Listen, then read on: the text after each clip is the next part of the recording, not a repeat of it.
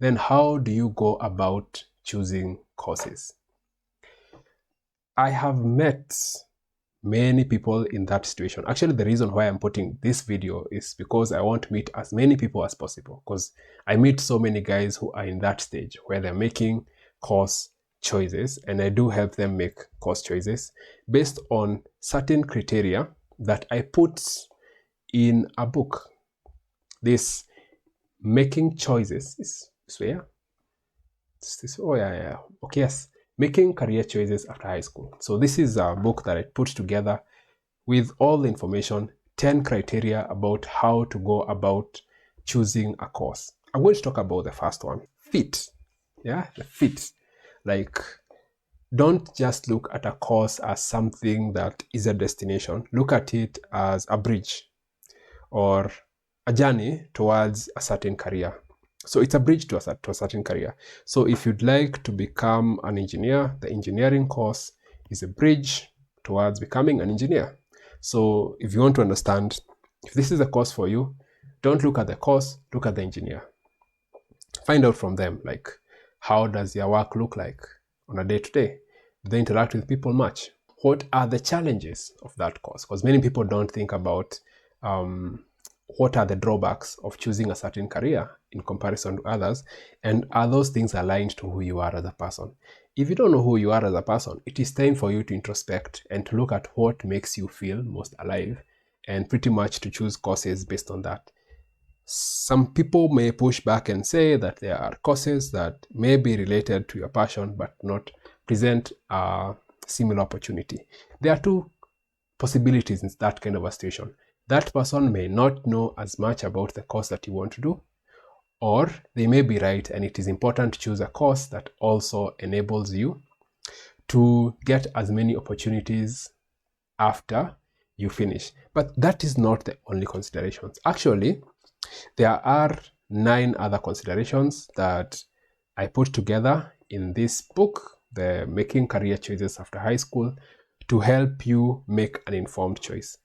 The issue that most people have is that they have one way of making a decision where they just look at one specific aspect, like, is this course marketable? If the course is marketable, or rather people are getting jobs, but you do not fit, you will not get the job. Other guys who are more fitting or more suited are going to get those jobs.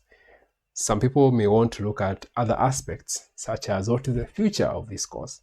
If there is a good future of that course, but you do not fit, that means that you're not going to put in the effort to become the person who is marketable in that specific field. So there are many other considerations to put in place. I also put in, like, the number one there, the introduction. I also put in my story, the course that I chose, the fact that I have both enjoyed and suffered as a result. Yeah, the second thing that I mentioned there is about the 4 elements of a good course, and then the 6 red flags that people don't think about when they're choosing courses. So all these considerations are important, and they form a checklist that can help you make a decision. So the book is not very expensive. It is 331 shillings. The link is in the description, but I have just given you a glimpse of what is captured in this book out of my own personal experience and the experience of others, my peers, and the people that I have been talking to over the last couple of years. Yes, so ensure that you get the book and read. It's a very short book. Actually, it's a couple of pages because it's just to help you in your research and to open up your mind to some considerations that you may need to have. Then the other thing is that in case you don't like the book, you can just send me an email, and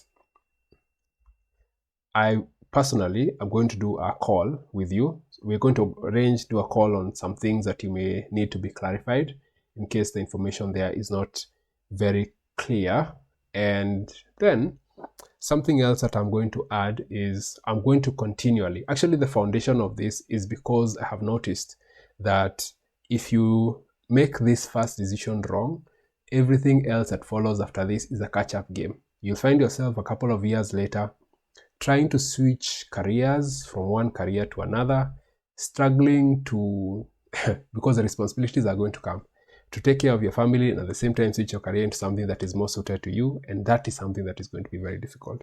Something else that I have also noticed is that this book is also very good for mentors who may want to provide the right advice to people who are looking for them. So essentially, if you're a mentor, you can go ahead and just read this. It's a very short book, get the information, and then be able to advise the young people in your network very well. And if you'd like to get it for them as a gift, that is also very good as well. So that is it about choosing a university course in Kenya.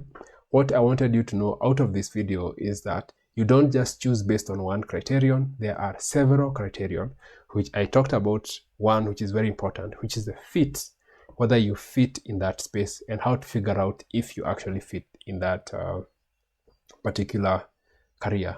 Also acknowledging that a course is not a destination, it is a bridge to a destination, which is a career, which now is another journey. Okay, but then we'll talk about that later on in future videos. So thank you very much. This has been Dennis Mboro, and until next time, you can get this on Seller or on Amazon, so both links are there. Yeah, see you next time.